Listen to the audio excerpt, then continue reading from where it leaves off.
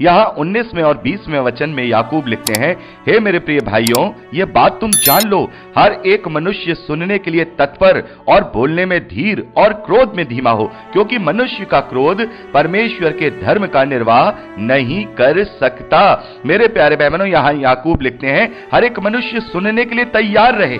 क्या सुनने के लिए तैयार रहे? मेरे प्यारे भाई बहनों, बहुत सारे जो प्रचारक हैं वो इस वचन को लेकर के वचन से जोड़ते हैं, यानी कि परमेश्वर के वचन को सुनने के लिए तैयार रहे। हां, हम ये जोड़ सकते हैं कि हम हमेशा वचन को सुनने के लिए तैयार रहे और वचन को हम ग्रहण करें, लेकिन यहां पर जो याकूब बात लिख रहे हैं वो वचन के विषय में नहीं बल्कि संसारिक व्यवहार के विषय में बात कर रहे हैं। हम देखते हैं कि बहुत सारे ऐसे भाई बहन होते हैं जो स्वभाव से थोड़े चिड़चिड़े होते हैं, उनके अंदर थोड़ा घमंड और क्रोध पाया जाता है। हम वहां पर देखते हैं कि जब कोई उनसे बात करता है या अपनी बात को उनके सामने रखता है तो वो उनकी बात को सुने बगैर ही अपनी राय वहां रख करके उन पर क्रोध करने लगते हैं या उनके ऊपर झल्लाने लगते हैं या फिर उन पर कुड़कुड़ाने लगते हैं। याकूब यहां पर कह रहे हैं कि हर एक मनुष्य को सुनने वाला होना चाहिए। पहले वो दूसरे की सुने, इत्मीनान से उसकी बात को सुने, पूरी बात को समझे और फिर उसके बाद उसको धीरे से अपनी बात को रखे, ना कि क्रोध के साथ, क्योंकि क्रोध परमेश्वर के धर्म का निर्वाह नहीं कर सकता। मेरे प्यारे भाई बहनों, हम देखते हैं कि परमेश्वर भी क्रोध करने वाला है, लेकिन देर से और विलंब से क्रोध करने वाला है, न्याय के साथ क्रोध करने वाला है, वो जल्दी नहीं करता है।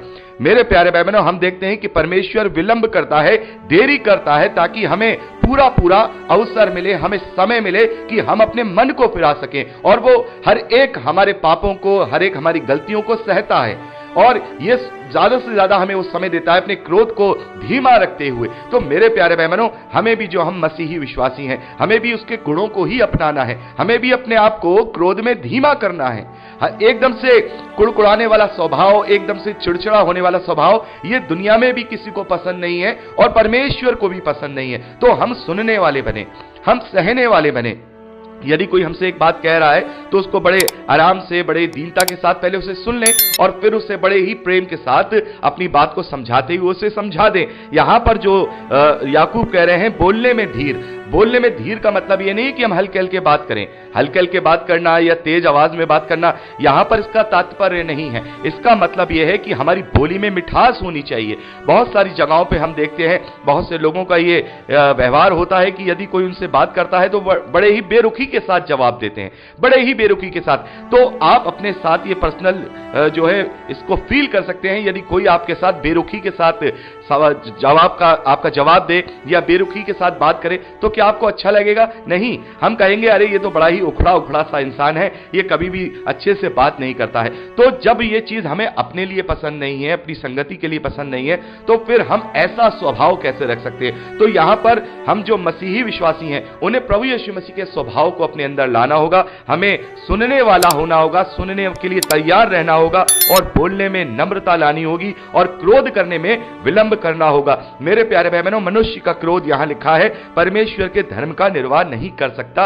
हम जानते हैं कि जब मनुष्य क्रोध में होता है, गुस्से में होता है, तो वो कभी भी सही फैसला नहीं कर सकता। और हमेशा से ये पुरानी कहावत है कि गुस्से में लिया गया फैसला हमेशा गलत ठहरता है। तो गुस्सा हमें सोचने समझने की जो हमारी शक्ति है उसको अनियंत्रित कर देता है। तो जब भी हम कोई फैसला ले या किसी के प्रति अपना व्यवहार करें तो क्रोध से ना करके बल्कि शांति के साथ करें। अगर हम क्रोध को अपने अंदर लेकर के चलेंगे तो हम किसी भी रीति से परमेश्वर के धर्म का निर्वाह नहीं कर सकते। हम जानते हैं, पौलुस कहते हैं कि क्या तुम नहीं जानते हो कि तुम परमेश्वर का मंदिर हो?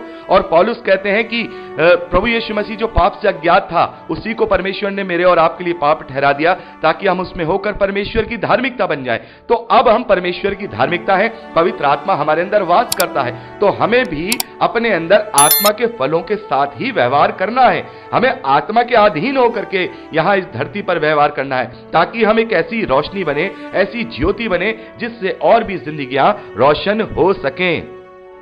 21वें वचन से आगे याकूब लिखते हैं, इसीलिए सारी मलिनता और बैर भाव की बढ़ती को दूर करके उस वचन को नम्रता से ग्रहण कर लो जो हृदय में बोया गया है और जो तुम्हारे प्राणों का उद्धार कर सकता है।